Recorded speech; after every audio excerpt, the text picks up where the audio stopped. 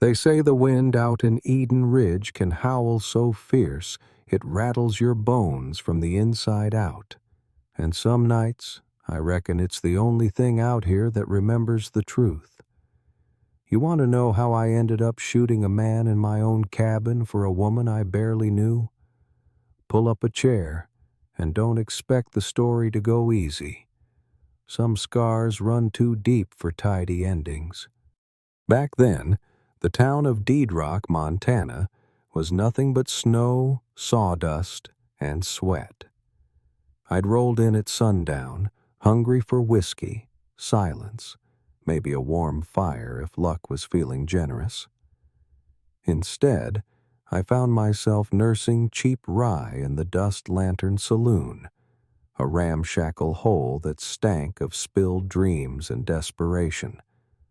Most folks in there wouldn't give you a second glance unless you owed them money or had something they wanted. I was neither, but I could feel the eyes anyway, the way folks stare at a storm on the horizon. That night, a man was roaring drunk and mean, slamming his fist, cursing about a girl he'd paid for who hadn't shown her face. Most turned away, but not me. Maybe I'm a fool for trouble, or maybe I just can't look away when something's ugly and wrong. Behind a stained velvet curtain, I glimpsed a girl, barely standing, clutching her ribs, coughing blood into a rag. The madam, Geneva, had a voice like gravel and a soul to match. She snarled at the girl, spat threats like venom, even raised her hand. I saw Clara, though back then she was just another battered face, flinch and reel, blood on her palm and terror in her eyes. That should have been none of my business. But something about the way she tried so hard not to break hit me right in the chest. So I stood up, slow, careful, so as not to spook anybody. I told Geneva plain, "Are you planning to kill her in front of everyone?" The saloon went quiet, and Geneva just sneered, all bluster until I pulled out every last dollar I had and tossed it on the bar. "She's mine now." My voice was steady, but my hands shook just a little.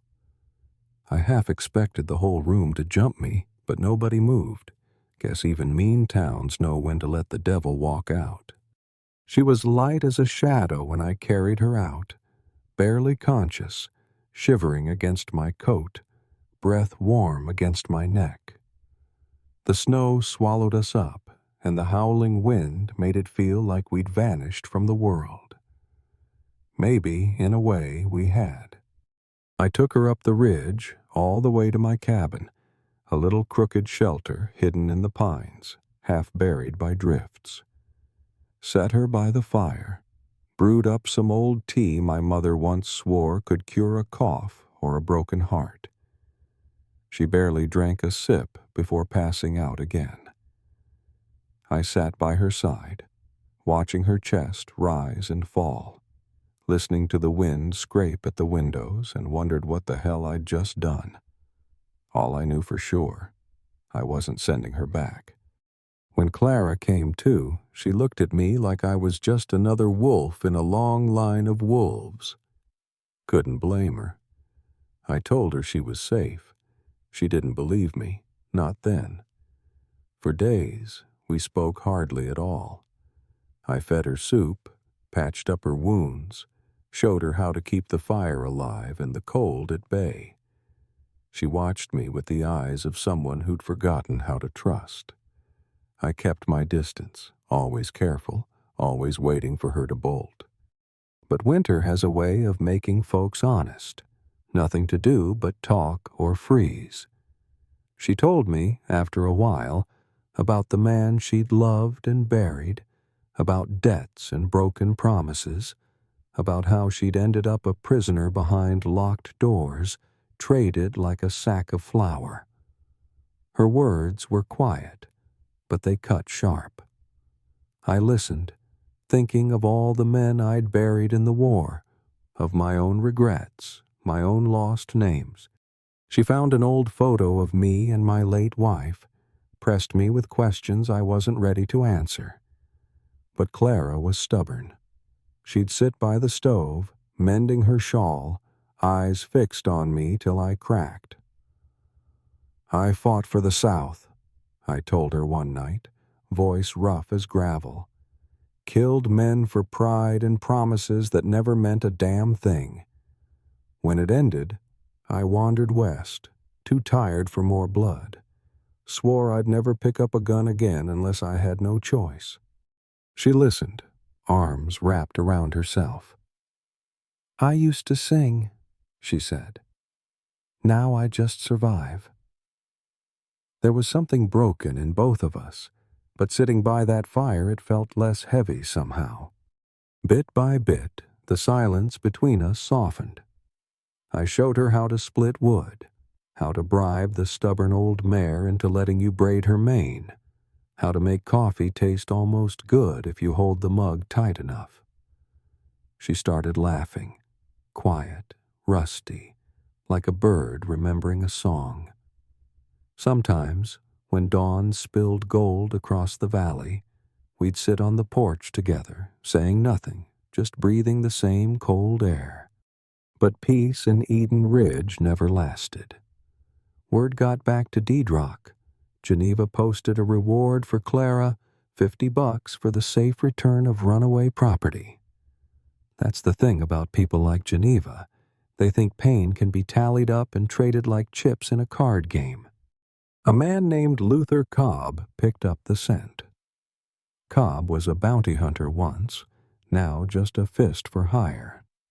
He could track ghosts through a snowstorm and had a fondness for quick paydays. I saw his sign one morning, a boot print too deep by the stable, no birds in the trees, the kind of silence that only ever meant ambush.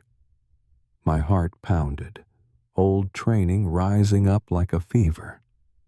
I cleaned my rifle for the first time in years, set extra rounds on the table, told Clara not to go outside. She saw the gun in my hands. "You've done this before," she said. Her voice was steady, but her eyes weren't. "Too many times," I admitted, and my voice broke a little. I wanted her to know I wasn't proud of it, that I'd sworn off killing for good reason.